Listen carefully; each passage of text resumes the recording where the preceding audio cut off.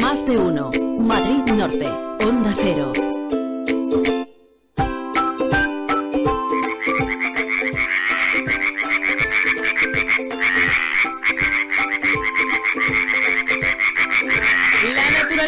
Nos está lanzando mensajes de alerta, no solo en forma de esta ola de calor, por ejemplo, que venimos viviendo los últimos días, nos llama llamadas de atención literalmente. Hoy conocemos una investigación de la Universidad Autónoma de Madrid sobre cómo el canto de las especies puede ser utilizada como nueva herramienta para el estudio del cambio climático. Vamos a hablar con Diego Yusia, que es investigador y doctor en ecología por la Universidad Autónoma de Madrid. Diego, ¿qué tal? Muy buenas tardes. Hola, buenas tardes, Sonia, ¿qué tal? Pues encantada de charlar contigo de un tema que me parece interesantísimo.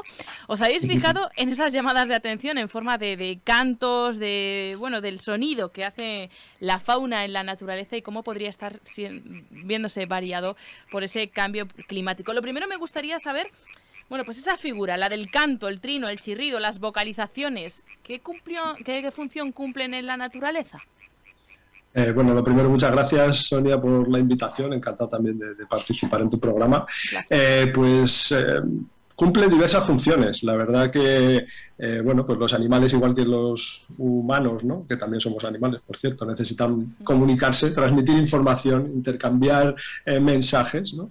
Y lo hacen para muchas funciones. Y quizá la principal, una de las que podríamos señalar como de las más importantes, es la reproducción. Muchos de estos animales son animales que tienen reproducción sexual y por lo tanto necesitan una pareja, ¿no? Encontrar una pareja con quien reproducirse, y esto, como sabemos, no siempre es fácil. Así que muchos animales utilizan estas señales para indicar pues su interés por reproducirse, dónde están ubicados en el espacio y de tal manera que facilitan orientar a futuras parejas para encontrarse en un medio. Podemos viajar, por ejemplo, a una noche de verano donde las ranitas, por ejemplo, que hemos estudiado, la ranita de San Antonio, que es un individuo de apenas unos pocos centímetros, necesitan en las noches donde se reproducen en esas charcas y demás, encontrarse, ¿no?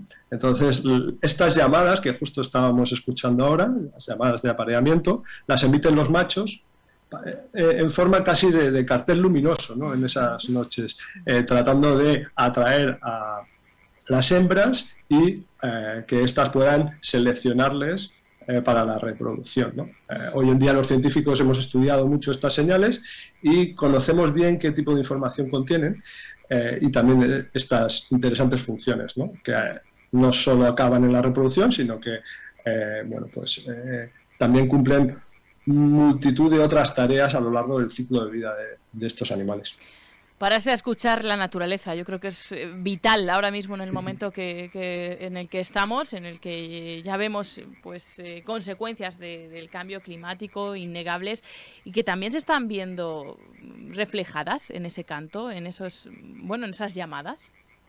Sí, por un lado, digamos que las investigaciones que venimos realizando durante estos años tratan de poner el foco en dos aspectos diferentes. Por un lado, cambia la manera en que se comunican los animales.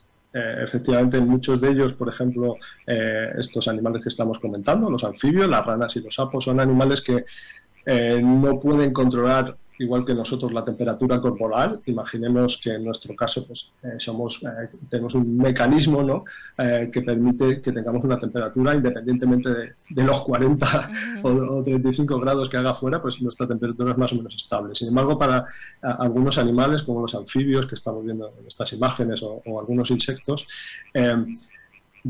su temperatura corporal depende totalmente del ambiente, de tal manera que todo su organismo se modifica en función de la temperatura exterior, tiene unas fluctuaciones enormes y esto transforma la manera en que ellos emiten estos sonidos.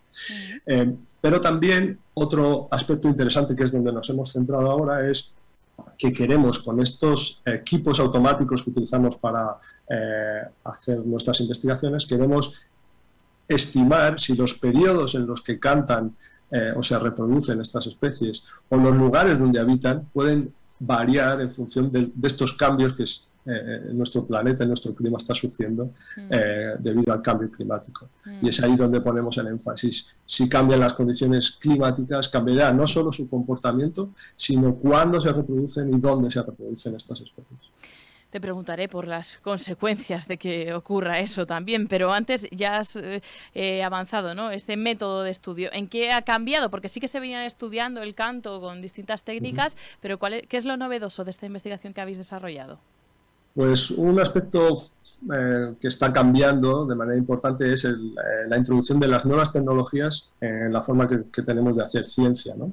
Los biólogos, como en cualquier otra profesión, tenemos una caja de herramientas con un montón de útiles y ahora podemos utilizar nuevas tecnologías como, por ejemplo, lo que llamamos sensores acústicos. ¿Vale? ¿Qué son los sensores acústicos? Algo parecido a un pequeño teléfono móvil, por así decirlo. Es un equipo automático que colocamos en diferentes lugares en el campo. Y podemos programarlo de tal manera que captura el sonido ambiente a lo largo del tiempo. Podemos dejar estos equipos que trabajan automáticamente durante meses o años en muchos puntos de nuestra geografía. De tal manera que podemos estudiar cuáles son los ritmos, los calendarios de actividad, reproducción de estas especies, ¿no? Y además de eso, también utilizamos otro elemento que cada día es más conocido por todos nosotros, que son los algoritmos. Utilizamos algoritmos automáticos de reconocimiento de señales, igual que cuando grabamos un mensaje de voz o digamos utilizamos ese mensaje de voz para que se escriba un texto y el algoritmo que tiene el móvil reconoce las palabras. Nosotros podemos reconocer de manera automática las señales de las especies, porque cada señal es específica de cada especie. Cada especie tiene su propio sonido, de tal manera que utilizamos estos algoritmos para ver cuándo se reproducen, dónde se reproducen y, por lo tanto, qué condiciones climáticas necesitan para su mantenimiento, su supervivencia. Ahora solo nos queda estudiar a futuro cómo van a cambiar esas condiciones y, por lo tanto, si se desplazarán las especies a unas zonas u otras, cambiarán sus ritmos de reproducción o su comportamiento. Qué interesante. Vosotros habéis elegido, entre supongo que las muchas especies que podríais elegir, la ranita de San Antón, como nos has dicho antes. ¿Por qué? Bueno, la ranita de San Antón tiene un canto característico que hemos escuchado al principio del programa y es muy interesante porque esta especie se distribuye principalmente dentro de la península ibérica y lo que hemos hecho ha sido colocar estos sensores en diferentes zonas de su área de distribución, de la zona que habita, ¿no? Hemos ido a zonas muy frías, como por ejemplo el Parque Natural de Somiedo, o a zonas con un clima mucho más cálido, como en el sur de Portugal, y de esta manera podemos ver qué necesidades climáticas tiene la especie para reproducirse y posteriormente poder crear estos modelos predictivos que nos informan qué podría ocurrir en las próximas décadas con esta especie, ¿no? No habéis estudiado aquí en la Sierra de Guadarrama, por eso que decías, ¿no? Porque estabais buscando zonas con unas condiciones concretas, pero hay que decir que aquí en la Sierra de Guadarrama esta ranita vive. Efectivamente, podemos encontrarla y seguro que el canto es bien reconocido por muchos de los oyentes. Es una especie relativamente común que podemos encontrar en diferentes charcas y zonas de nuestra sierra, junto con otras muchas especies. En realidad, pues estas técnicas que ahora publicamos y con las que queremos seguir trabajando se podrían aplicar no solo a esta especie, sino a otras muchas que tienen también un comportamiento similar, que emiten sonidos para la reproducción o para cumplir otras muchas funciones. Me decías, ¿no? Con la que queremos seguir trabajando. Por eso te iba a preguntar por lo que está por venir ahora, ¿no? Por cómo va a seguir desarrollándose esta investigación y qué aplicaciones podría tener. Bueno, efectivamente, la idea ahora, después de años de trabajo, como sabes, la tarea científica es ardua, ¿no? Hemos conseguido desarrollar y proponer esta metodología. Ahora los siguientes pasos en el futuro será aplicarla en el mayor número posible de especies para entender cómo estas especies están respondiendo al cambio climático y, por lo tanto, intentar anticiparnos y tomar medidas que puedan ayudar a las especies en la medida de lo posible para su supervivencia, ¿no?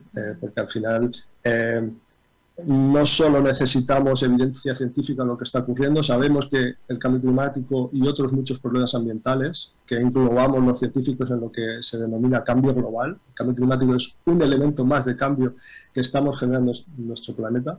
Al final, todas estas evidencias deseamos que acaben en medidas concretas, iniciativas políticas, pero también compromisos de todas y todos, ¿no? para poder mitigar este cambio climático que es inminente, ponerle freno en la medida de lo posible, ¿no? Entonces, al final, bueno, pues queremos que todo esto pueda servir, pueda contribuir en nuestra concienciación para intentar, digamos, transformar en positivo el planeta y no lo contrario.